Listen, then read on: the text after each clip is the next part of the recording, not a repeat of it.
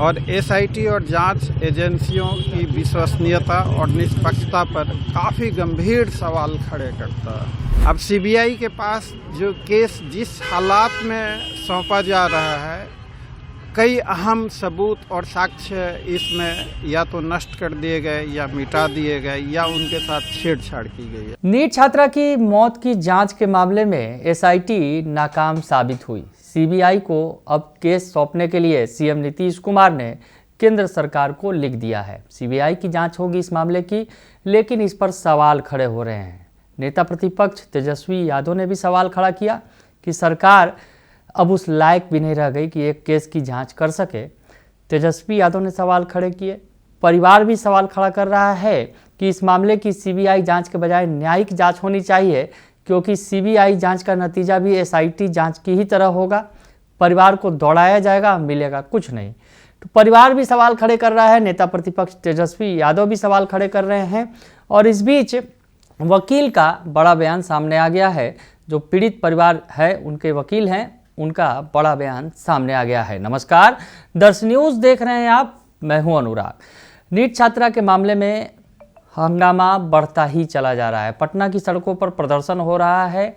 उधर तेजस्वी यादव ने सरकार को घेरा है। जब से सीबीआई जांच की सिफारिश की है सीएम नीतीश कुमार ने इस मामले की, केंद्र सरकार को पत्र लिखा गया है कि सीबीआई जांच की जाए इस मामले की। एसआईटी की जांच फेल हो गई। एसआईटी की जांच के दौरान जो कल तस्वीर निकलकर सामने आई, उसमें पुलिस फिर से कटघरे में खड़ी हो गई। पूरी बिहार की पुलिस जो है कटघरे में खड़ी हो गई, क्योंकि खुद डीजीपी के सामने परिवार पहुंचा तो परिवार को कहा गया कि ये जो मामला है ये सुसाइड का ही मामला है। इस मामले में रेप और मर्डर का जो बात की जा रही है वो गलत है। इस तरह की थ्योरी पुलिस देने लगी। परिवार भड़क गया और परिवार ने कहा कि ये बिल्कुल गलत है, जाँच निष्पक्ष होनी चाहिए। परिवार का गुस्सा भड़का और उसके बाद जो अब इस मामले की जांच सीबीआई को सौंपी गई है। तो ऐसे में सवाल खड़ा हो रहा है बार बार। परिवार भी सवाल खड़ा कर रहा है कि क्या सीबीआई जांच से भी न्याय हो पाएगा। एसआईटी ने लंबी चौड़ी जांच की, कुछ नहीं मिला, अब सीबीआई भी वही करेगी। तेजस्वी यादव भी कह रहे हैं कि कई सारे केस ऐसे बिहार में हो चुके हैं जिसमें जाँच सीबीआई को सौंपी गई। नवरुणा कांड का भी वो जिक्र कर रहे हैं और कई सारे कांड का जिक्र कर रहे हैं। कह रहे हैं कि सीबीआई की जांच सौंपी गई सीबीआई को, लेकिन नतीजा कुछ नहीं निकला। बहुत सारे केस तो बंद कर दिए गए। इसका भी हश्र वही होगा। तेजस्वी यादव आशंका जाहिर कर रहे हैं। इस बीच वकीलों का बयान सामने आया है। वकील जो हैं, जो पीड़ित परिवार के वकील हैं, जो नीट छात्रा का जो परिवार है, उनके जो वकील हैं, पटना हाई कोर्ट के वकील हैं एसके पांडे और मनीष शंकर कुमार जो असिस्टेंट लॉयर हैं, क्या कह रहे हैं इस पूरे मामले में, क्या कुछ है, किस तरह से अब सीबीआई जांच के बाद क्या हो सकता है। सीबीआई की जांच सौंपी जा रही है तो ऐसे में क्या हो सकता है, वो पूरी बात बताते नज़र आ रहे हैं। तो आप सुन लीजिए एसके पांडे जो वकील हैं और जो मनीष शंकर कुमार हैं जो असिस्टेंट लॉयर हैं इस पूरे मामले के, वो क्या कह रहे हैं, सुन लीजिए आप। जिस तरीके से कल जो घटना घटी डीजीपी ऑफिस के बाहर, तो क्या कुछ कहें? देखिए, पीड़ित पक्ष के माता पिता ने बताया हमें कि डीजीपी साहब दबाव बना रहे थे, कह रहे थे कि आप मान लीजिए कि यह बलात्कार और हत्या नहीं, यह महज एक आत्महत्या है। तो यह बात अपने आप में काफ़ी दुखद है और एसआईटी और जांच एजेंसियों की विश्वसनीयता और निष्पक्षता पर काफ़ी गंभीर सवाल खड़े करता है। इस संदर्भ में हम लोग जो भी कानूनी कार्रवाई होगी विधि सम्मत उस पर विचार कर रहे हैं। सर, सीबीआई जांच पे क्या गार्जियन पे इंसान रखते हैं कि इंसाफ मिलेगा? देखिए, इंसाफ मिलने की पहली सीढ़ी जांच एजेंसियों की निष्पक्षता है। अब सीबीआई के पास जो केस जिस हालात में सौंपा जा रहा है, कई अहम सबूत और साक्ष्य इसमें या तो नष्ट कर दिए गए या मिटा दिए गए या उनके साथ छेड़छाड़ की गई है। इंसाफ की उम्मीद साक्ष्य और सबूतों के ही आधार पे की जा सकती है। तो अब सीबीआई इसमें क्या कर पाती है, अभी से तो यह क्यास लगाना अच्छा नहीं होगा। अगर सीबीआई जांच करती है और इन सारे पहलुओं पे विचार विचार कर असली गुनाहगारों तक अगर पहुंचती है तो हमें खुशी होगी। सर, पहले एसआईटी की टीम गठन होती है, उसके बाद अब सीबीआई की मांग, और आज सुबह ही नहीं, सीबीआई की मांग नहीं की गई हम लोगों की तरफ से।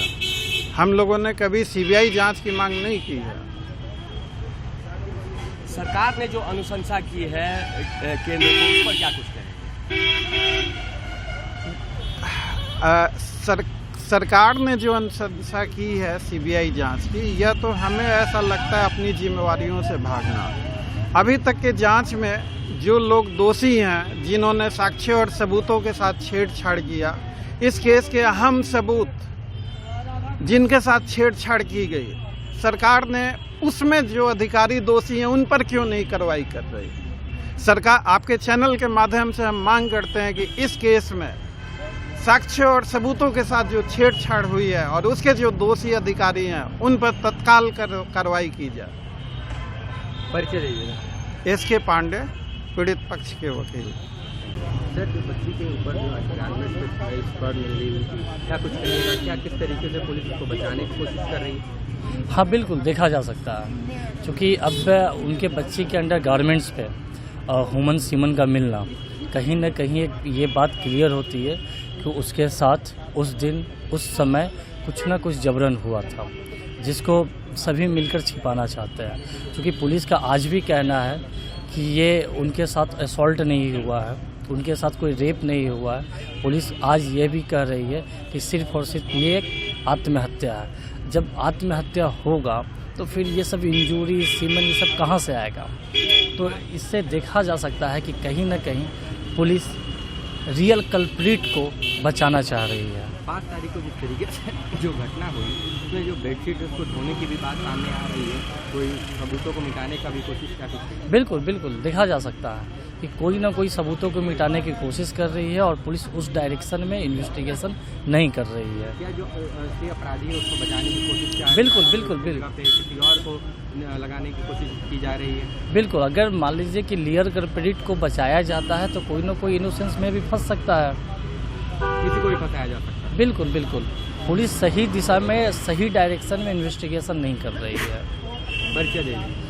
मणिशंकर कुमार, अधिवक्ता, पटना उच्च न्यायालय। तो सुना आपने कि वो बता रहे हैं कि क्या कुछ हो सकता है। सीबीआई जांच से तो नतीजा निकल सकता है, लेकिन बहुत ज़्यादा उम्मीद उन्हें नहीं है कि सीबीआई जांच से भी कोई फ़ायदा हो सकेगा। उनका कहना है कि अब तक जो जांच हुई है उसमें कई सारे साक्ष्यों को मिटा दिया गया या फिर उसको ख़त्म कर दिया गया, इस तरह की बात कहते नज़र आ रहे हैं। तो अब सीबीआई जांच करेगी तो वैसे में क्या कुछ निकल कर सामने आएगा, ये सवाल खड़ा करते नज़र आ रहे हैं पीड़ित परिवार के वकील। बने रहिए दर्शक न्यूज़ के साथ, तमाम खबरों से आपको अपडेट रखेंगे। फिलहाल के लिए इतना ही, धन्यवाद।